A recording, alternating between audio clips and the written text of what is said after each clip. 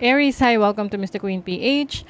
At ito yung part 3 ng reading ninyo for 2026. So we will see ano yung energy sa inyong love life, sa inyong buhay pag-ibig. Ayan. So unahan ko na kayo kasi baka may mag-comment na naman dyan. Sabihin, gusto ko ng ayoko ng love life, gusto ko career, pera, ganyan. Eh di wag mo panoorin, nakalagay na nga na love life eh. 'Di ba? O hanapin mo yung reading for career. Nakakaloka. Love life nga, hiniwalay na nga yung love life eh. Kung ayaw mo ng love life, di wag ka manood. Kaloka. So, ito ay general reading. So, maaari kayong makarelate, maaari hindi, just take what resonates. And paalala lang, ito lang yung aking account, no, dito sa Facebook, TikTok, Instagram, at sa YouTube, Mystic Queen PH. Kapag may nag-message sa inyo na nag-offer ng reading, hindi ako yon, okay? Hindi ako nagme-message para mag-offer ng readings at kung ano-ano pa. Kayo ang magme-message sa akin. Meron tayong link sa description at sa comment section kung gusto nyong magpa-book for a private reading. Okay? Ingat kayo doon kasi baka ma-scam kayo. Okay. So, love life ng mga Aries. Sa mga interesado sa love life nila, ayan. Manood kayo. Pag hindi interesado, next video kayo. Let's see. Love life ng mga Aries. Uy, may new beginning, talaga naman. Pressing life's reset button, setting new intentions. Ikaw ay nagsiset ng bagong intention when it comes to your relationship.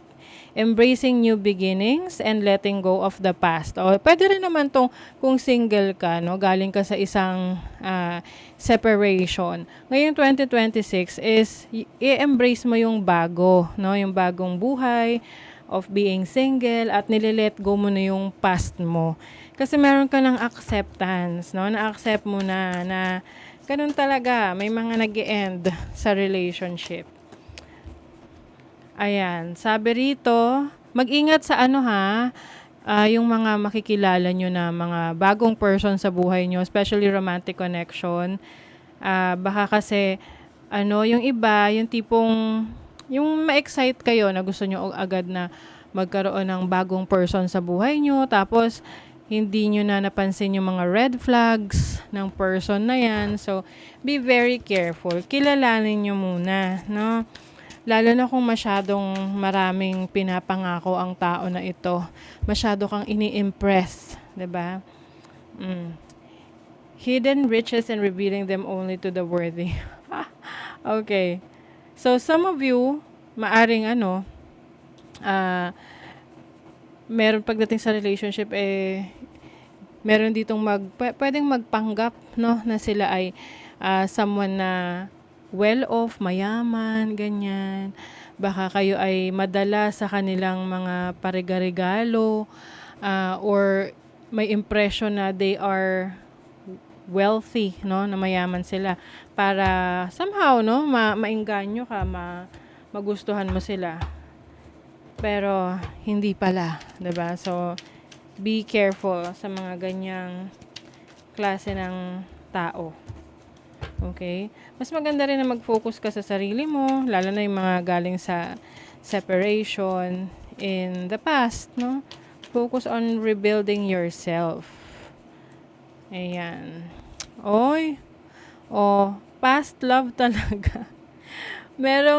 Some of you are really trying your best na makamove on ngayong 2026 sa inyong love life. Kaya lang, baka may chances na bumalik itong person na to. So, ite-test ka talaga.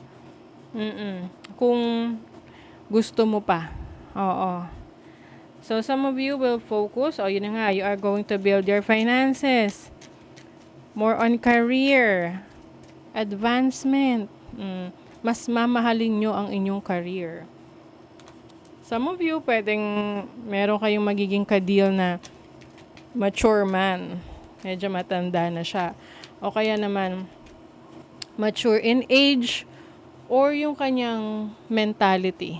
Mature. Kasi pwedeng bata pa pero mature na mag-isip. 'Di ba? Nako, may gossip.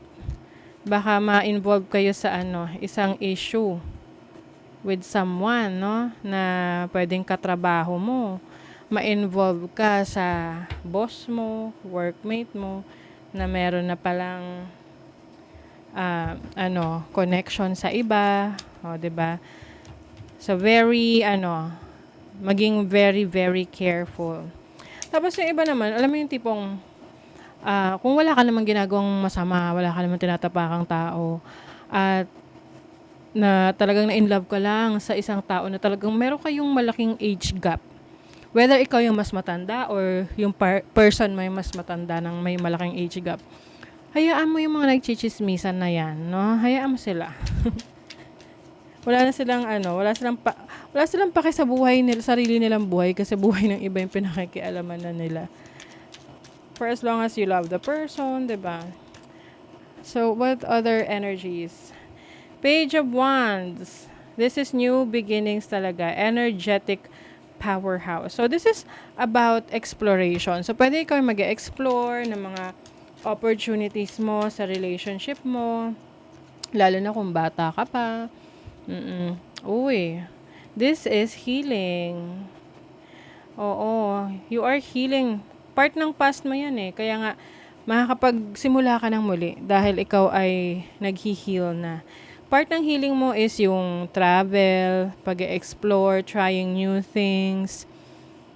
And then, also, meron kang wish na matutupad pagdating sa love life. So, baka makikilala mo yung person na para sa'yo talaga, or someone that will make you feel good about yourself, na magbibigay ulit or magbabalik ng excitement sa buhay mo. Harmony restored. Ayan. So, maaring yung conflict sa buhay mo, sa relationship mo, maibabalik na yan sa'yo, no? Dahil wala ka nang nakakaaway, wala nang stress, dahil nga, nag-end na yung relationship and now you are open to new beginnings. Strings attached. O yan. So, yung iba sa inyo mag-ingat na ma-involve kayo sa isang beneficial na relationship. Yung tinatawag na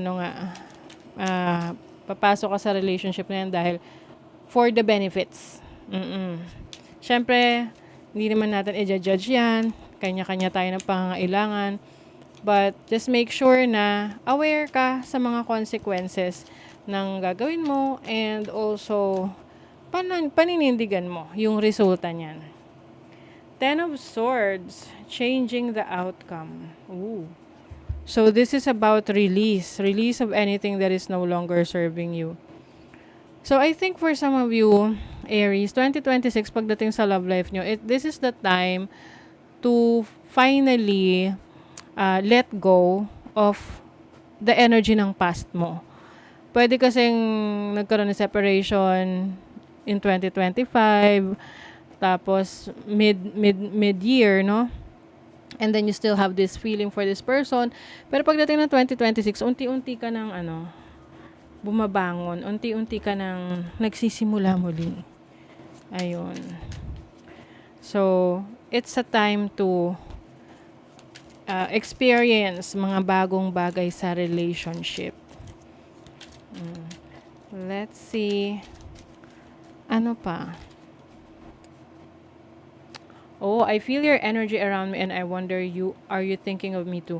So, maaring meron kayong makikilala na person ngayong 2026 na yung bang parang nararamdaman nyo agad yung energy ng person na to, na merong instant connection. So, maaring ito yung part ng excitement na new beginning for your exciting new beginning. I don't feel deserving, it's affecting my levels of abundance and openness. So yung iba sa inyo, if meron mang darating sa buhay nyo na tipong parang savior ninyo, or someone na parang may i-offer na relationship, pero kailangan meron siyang, alam mo yun, it's like a beneficial one. So, yung iba sa inyo, kung hindi nyo naman talaga gusto, kahit na may offer, hindi nyo papatulan. For real. Yan. Marami ka na-realize doon sa naging experience mo sa past mo. Mas nakilala mo yung sarili mo, at mas ngayon binavalue mo na yung iyong worth. Okay, maaring magkaroon ng relationship or connection ngayon na parang hindi mo mapaliwanag. Pwedeng this is a yung sinasabi nilang twin flame connection or soulmate connection na yung tipong never mo pang na-feel itong klase ng connection na to. So, baka ma-excite naman kayo dyan, ha? Forgiveness. Nothing is gained by holding on to past disappointment. So, part ng healing nyo is, of course, patatawarin nyo ang energy ng past. Pwede naman tong pagpapatawad sa sarili mo dahil sa mga maling desisyon na nagawa mo. But this is more on forgiving yourself and healing yourself and accepting things na wala ka ng control of. Okay? So that is your reading, Aries. Thank you so much. See you again.